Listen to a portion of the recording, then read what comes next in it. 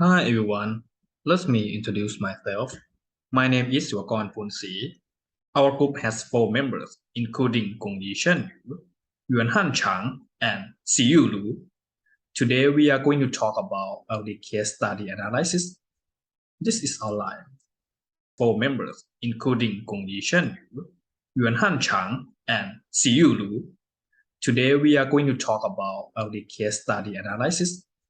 This is outline.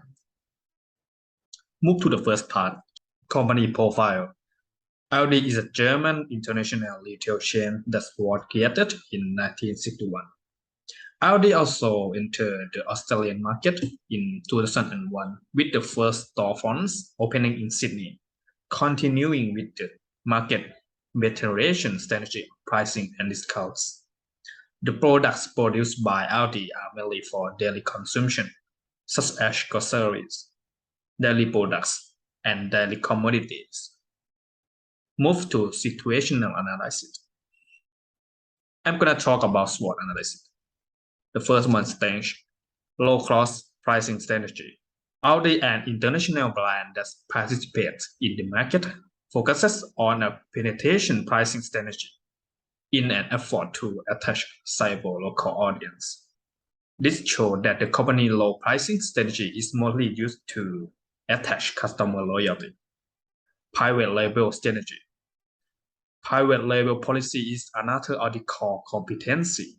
Because of its private label strategy, most products are priced far lower than other companies. This strategy primarily works to persuade consumers of the quality of products. Weaknesses: limited product category. Aldi only has 1,700 product lines. On the other hand, other competitors have up to 40,000. It is possible that Aldi may save more costs by not selling unprofitable products.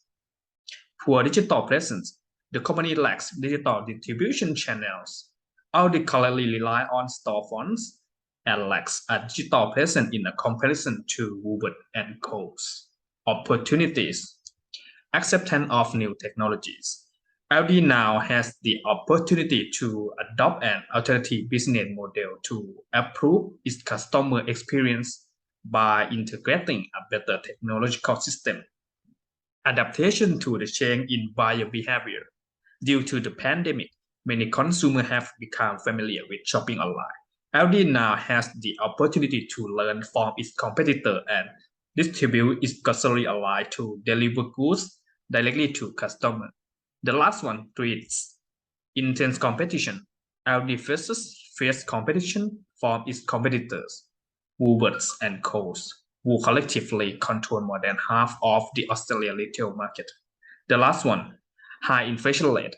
The high rate of inflation may have a significant impact on people purchasing behavior and cause them to spend less on items. That's all for my part. So move to next member. Luca will explain about industry analysis. Thank you. I will show you our group's industry analysis and competitor and consumer analysis for Aldi Corporation. Firstly is the industry analysis. By analyzing the industry in the aftermath of the pandemic, our team found that the retail sector was not particularly affected by the pandemic. According to ABIS World, the value of Australia's retail and grocery sector grew by 9.9%. As seen in the chart, we found that Woolworths and Coles accounting for 61.4% of all Australia retailers, and Aldi only has 12.8% of the market share. So Aldi should have a plan of action to deal with the dilemma. Next, our group's analysis of competitors and consumers. Aldi's main competitors in Australia are Coles and Woolworths. Aldi has sales revenue of $10 billion in 2021, compared to Coles and Woolworths of 17.8 billion and 35.8 billion respectively.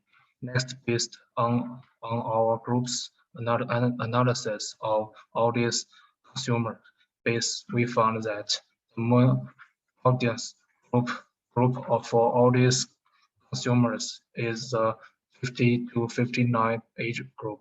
The secondary target market is young people, make up 20% of all customers. At the same time, due to the impact of COVID, more people are choose to shopping online because they are more concerned about their healthy, a trend that will continue after COVID. From the above analysis by our group, we found there are some existing problems with Aldi. The first and most serious problem is competition within the industry. Aldi is still being copied with itself, accounting for a large market share, which has led to the gradual disappearance of some of the advantages of marketing strategies, such as the exclusivity of its own products. The second major challenge is the lack of online sales channel for Aldi. Due to the increasing development of online shopping and as a result of coronavirus, people are becoming more aware of their health. More and more people prefer shopping online, and we think Aldi had to change and adapt to this consumer behavior in response. This last point is a small one that we discovered through our field work. We believe that Aldi lacked a self-service checkout compared to other two major retail brands. This shortcoming that is not always apparent during some holidays. Consumers are put off shopping at Aldi because of the amount of stuff they buy and the slow checkout. Next, welcome Gong Yishan to present. Thank you. Thank you for Lucas' presentation. In this part, I'm going to discuss the strategic alternatives for Aldi to implement.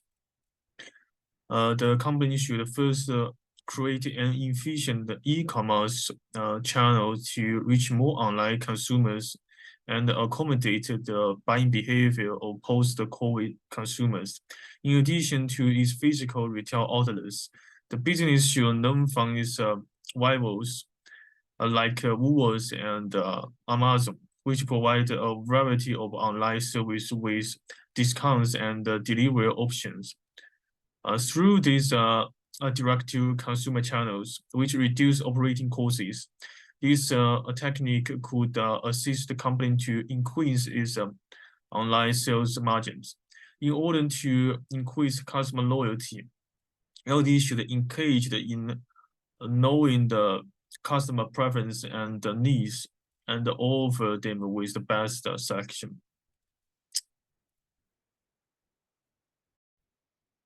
For the second strategic alternatives, LD has to improve its product categories to enhance its brand competitiveness, as its competitor has imitated its private label strategy. The company should now reduce some of the private label products and then offer some high quality brands. It's important to expand its current product line while also retaining the low pricing strategy. Price relatively cheaper than its rivals. This strategy seeks to satisfy more customer demand.